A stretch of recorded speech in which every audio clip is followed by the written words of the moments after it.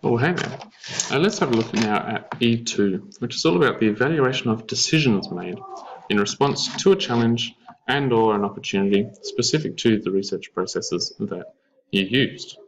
So in this section, again, roughly about 500 to 600 words, we're looking for not an evaluation to your response to the question, but when challenges and opportunities arose, what choices did you make? What decisions did you make?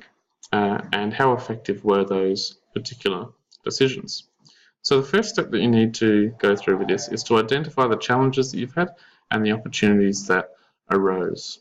So maybe you had a breakthrough that you hadn't considered. And so you need to be really genuine about this, and you need to be really clear.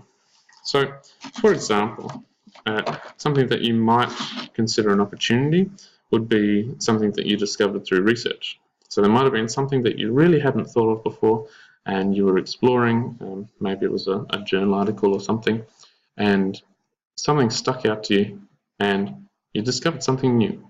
Another one could be the opportunity to interview an expert. So you might talk about how you went about trying to get access to that expert, and then how you went about what decisions you made in terms of getting in contact with that person and organising the interview. One of the things that you might talk about as a challenge might be the validity of your survey data. So for example, if your survey was about football and you had a whole heap of people who weren't involved with football answering your questions, maybe your answers aren't quite as valid, and so that might have been a challenge for you, and you talk about how you tried to overcome that particular challenge and the sorts of things that you did to overcome that. Another challenge that you might have might be an ineffective process. So for example, it might be a poorly constructed survey. Now, how do you know if your survey is poorly constructed? Well, maybe you only sent it to a very small number of people, and so the sample size for your survey isn't large enough to really know whether the answers that you got are the answers that you'd get if you had interviewed 1,000 people or 10,000 people. There might also be some bias present, maybe in the way that you ask the questions. Maybe you were leading people on to answer in a particular way. And so if there was bias present from you, that's something that you can talk about as an ineffective process. Another challenge might be interpreting complex language. So if you were reading a whole heap of journal articles, you weren't quite sure what was going on in them, what sorts of things did you do? What decisions did you make to be able to help you to explore that better? You might have had outdated sources. Maybe that was a challenge. So what did you do to try and overcome the challenge that was these outdated sources? Things that aren't considered challenges or opportunities, and people want to write about this all the time, but the SACE board hates it. So please do not talk about time management.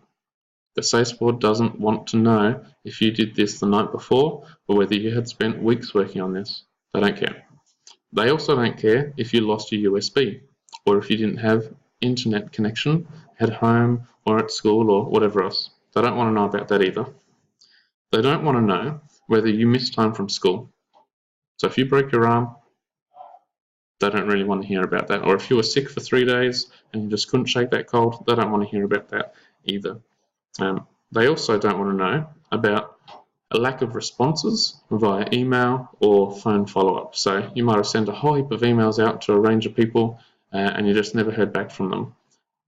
That's not really a challenge that we want to focus on. Heaps we want to talk more about the interviews that you were able to get. We also don't want you to talk about a lack of motivation. So not wanting to do it isn't something that you can write about in this particular section. So what you would do is to identify the challenge or the opportunity, and that might just be a one-sentence statement, and you're going to focus on the decision that was made, and you're going to make a judgment about how effective that decision was in relation to how well you could progress through your research. It's really important that you try not to use the same examples from E1 in this E2 section. Okay, so you want to identify where there was a challenge or an opportunity. You want to describe the action that was taken. You want to justify why that decision was taken, and then evaluate the effect of that action, the effect of that decision, within your outcome.